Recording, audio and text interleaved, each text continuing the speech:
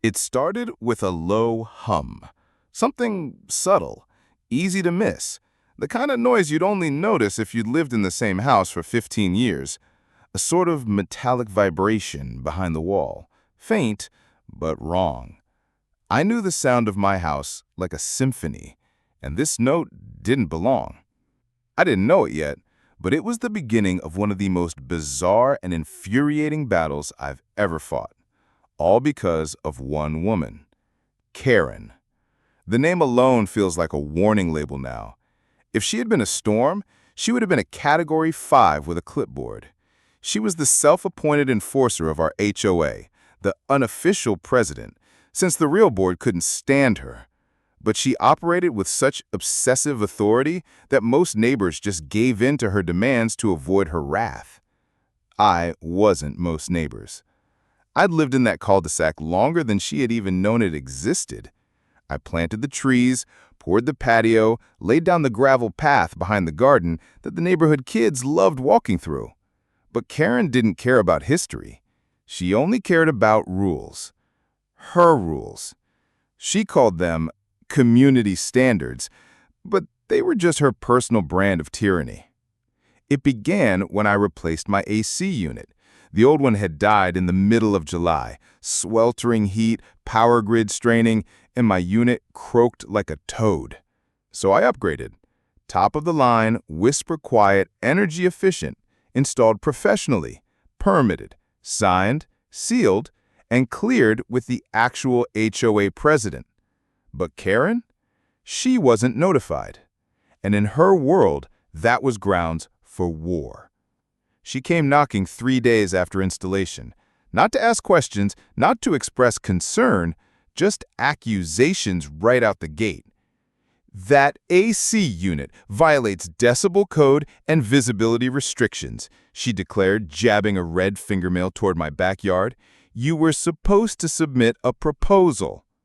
I did. Approved by the board. I've got the papers if you'd like to see. Don't patronize me, she snapped. I know what's approved and what isn't. That thing is hideous. It's visible from the sidewalk. You have 72 hours to remove it or I'll do it for you. I blinked. You'll what? She just stared at me, stone-faced, and then she turned around and walked away. I should have reported her right then, but I underestimated her. I thought even she had limits. I was wrong. 3 days later, right on the dot, I came home from the grocery store to find a gaping hole where my AC unit used to be. Pipes torn, wires dangling, the side gate wide open. I saw her walking away across her lawn like it was just another Saturday chore. She was smiling. I didn't even have time to speak before I heard the snap of my neighbor Joe's screen door. He was holding his phone. I got it all. She brought a guy, probably paid him under the table. They disconnected everything, yanked it straight off the mount. The fury hit me like heat off pavement. I didn't yell. I didn't even march over to her house like I wanted to. Instead, I called the police. They showed up 10 minutes later. Karen, smug as ever, met them with her own version of the truth. I was acting within the scope of community enforcement. The HOA rules clearly prohibit unsanctioned exterior equipment. I warned him. He didn't comply. I handed the officers the installation permit, the HOA approval, the receipt, the serial number, and finally, my secret weapon, the extended warranty. You see, my new AC unit came with a 25-year full replacement warranty, tamper-proof, manufacturer-backed. Any unauthorized removal or damage? Immediate escalation, covered under a business-class protection policy. Karen had no idea until the officer read it aloud. He folded the warranty letter back into its envelope. Ma'am, this is a serious document.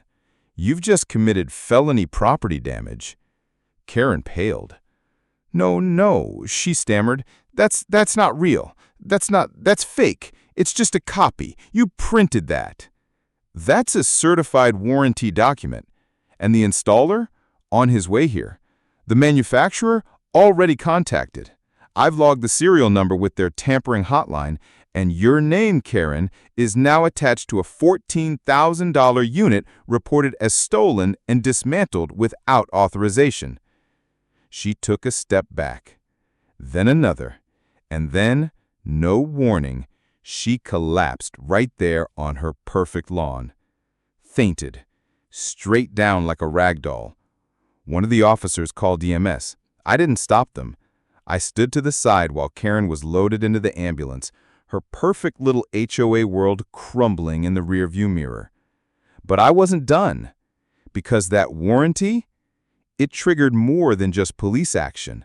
The manufacturer launched a claim through their insurance provider. That meant legal investigations. That meant damages. And I filed separately. I sued Karen personally. Vandalism, trespass, destruction of property, harassment. She tried to rally the HOA board behind her, but they wanted nothing to do with it. In fact, when the footage surfaced, they voted unanimously to ban her from all leadership roles permanently. She lost everything. Her role, her fake title, her social standing. And when the court awarded me damages, she had to liquidate a portion of her retirement fund to settle. She moved out 2 months later, sold her house in a quiet panic sale, left no forwarding address, and vanished like a bad dream. The AC unit? Reinstalled, stronger than ever, with a big steel cage around it now and a motion-activated spotlight, just for laughs. Sometimes I still hear the neighbors talk about her. The legend of Karen, the queen of fines, brought down by a fan and a form. I don't tell the story often, but when I do, I always end it the same way. If you're gonna rip something out of a veteran homeowner's wall, you'd better know what kind of warranty you're voiding. Thanks for watching this heartwarming tale from Pixar Tales. If the story touched your heart or made you think, don't forget to like, comment, and share it with someone who needs a little magic today. Your support means the world and helps us keep bringing these stories to life. Subscribe for more unforgettable moments, and we'll see you in the next tale.